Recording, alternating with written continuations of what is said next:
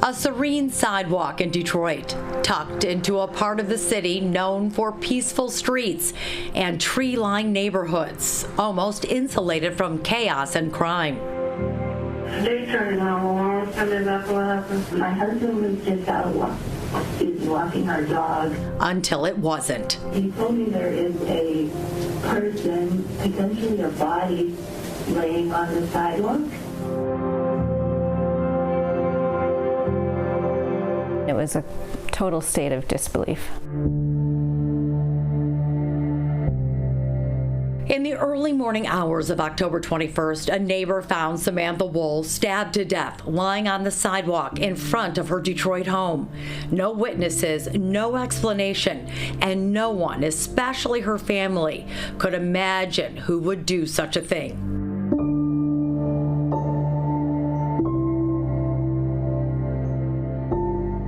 I still didn't believe it. I wouldn't believe it until I saw her. Detroit police launched a massive investigation involving Michigan State Police and FBI investigators who questioned more than 100 people in Samantha's personal and professional life. But they say evidence eventually led them to this man, Michael Jackson-Bolanos. How were you feeling as you headed into that trial? Did you think... We were 1,000% confident that this person would be convicted. The prosecutors and police appropriately told us they've never had this much evidence against somebody. After a month-long trial, the jury couldn't be convinced Michael Jackson-Bolanos killed Samantha Woll, even though he was captured on camera near Samantha's home minutes before her murder, happened to be carrying a knife when he was arrested, and her blood was discovered on his jacket. I don't know this woman. I don't know anything about the woman. And he even admitted he lied to police about everything until he took the stand. Not guilty. A verdict that gutted a family, stunned police and prosecutors, and something no one was expecting. And then another blow. During sentencing, Wayne County Circuit Court Judge Margaret Van Houten dismissed the charges that hung the jury, which meant Michael Jackson-Bolanos could not be retried. That was a blessing in disguise. A decision the Wayne County Prosecutor's Office has filed to appeal, and if not reversed, could prevent Samantha's family from ever getting justice.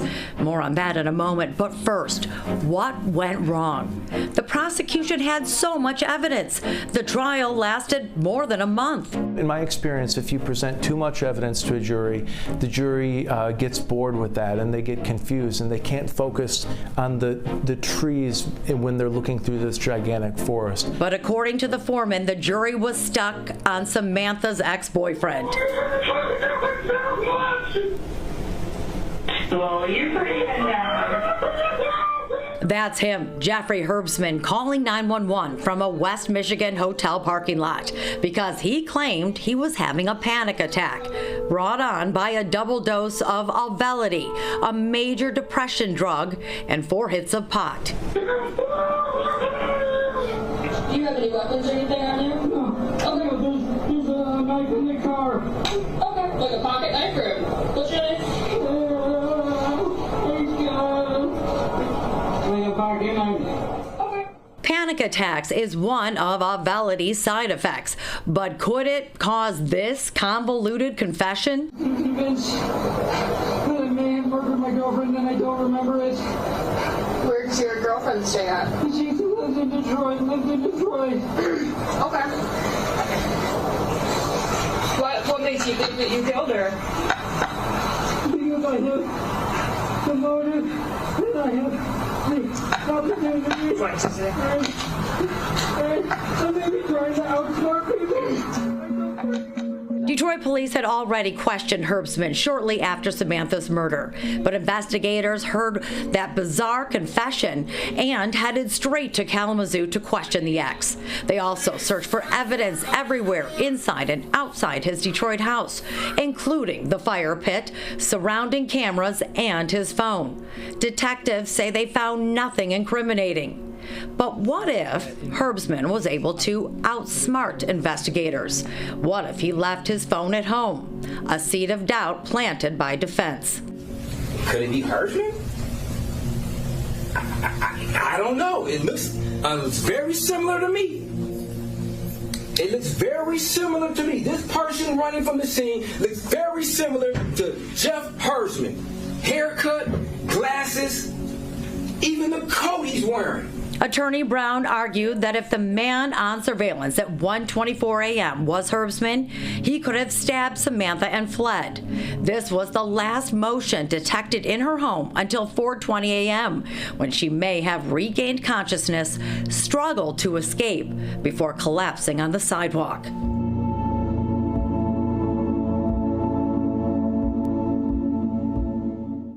I mean, you could see the optics probably when someone maybe seems like they're confessing to something and then they're granted this some sort of immunity. It did seem a bit odd why they were ruled out so quickly. And Mr. Herbsman wasn't ruled out immediately. There was a very long and thorough investigation into his involvement in this case prior to any use immunity being granted to him by the prosecutor's office. For the first time, we are hearing from Detroit Police lead investigator on the case, Lieutenant Matthew Bray, who tells me this man captured on surveillance was running away toward the park.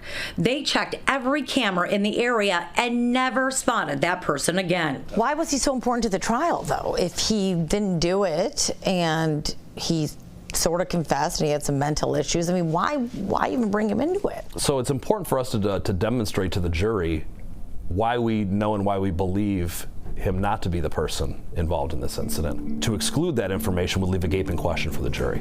It was all aroused in order to... Investigators maintain the timeline from the defense doesn't add up. It wasn't a crime of passion. It was a crime of opportunity gone wrong. A fatal mistake, but everybody makes mistakes and everybody forgets to do something sometimes, and we've all left our door unlocked when we didn't mean to, and no one expects to be killed for it. In the early morning hours of October 21st, prosecutors claimed Samantha returned from a wedding, changed and vaped outside, but didn't completely close the door. Evidence showed she relaxed on the couch, texted, and started Netflix at 1:24 a.m. Her phone went into idle mode, and she fell asleep. 3:52 a.m. I saw this individual in the parking lot west of the school. Jackson-Bolanos spotted. You can see it exactly 4 a.m., about 150 feet from Samantha's place, where he later admitted he was stealing from cars. That school surveillance camera caught Michael Jackson-Bolanos in this parking lot checking for unlocked cars. Police believe he went from here to Joliet Place and found Samantha Woll's door unlocked. The prosecution claims at 4:20 a.m. he enters, startling Samantha from her sleep on the couch. They struggle. He panics and grabs a knife, stabs her 8 times, mainly in the back of her head and neck, as if she's trying to get away. The next time we see Jackson-Bolanos on video is 4:23 a.m. in front of the Greektown Casino. I was in that area. I did not hear nothing. I did not see nothing out the room. I see security and got the phone. ADT testified the motion detector was triggered at 4:20 and stayed in idle mode until 4:22, giving Jackson-Bolanos 2 minutes to stab his victim and 1 minute and 25 seconds to reach the corner of Chrysler and Monroe, about a quarter mile away. Police tested the route from that night at different speeds and learned walking and running like the suspect was seen doing that night took the same amount of time. Do you swear or affirm to tell the truth, the whole truth, and nothing but the truth? But did he? Did he tell the truth? Remember his jacket that DNA testing revealed only had trace amounts of Samantha's blood on it? Well, turns out his girlfriend washed the jacket he wore that night before it was seized by investigators and tested by forensic scientists. Tomorrow at 10, a deep dive into the details of this case, when the girlfriend washed that jacket, incriminating timelines, evidence, and suspicious jail phone calls that will make you question why the jury made the decision it did, and what it will take now for the family to get justice. Roop. Taryn, this is a woman who means so much to her family, but to this community. And this investigation and your story has a lot of eyes on it for that reason. We'll look forward to your report tomorrow. Hope so. Taryn, good work.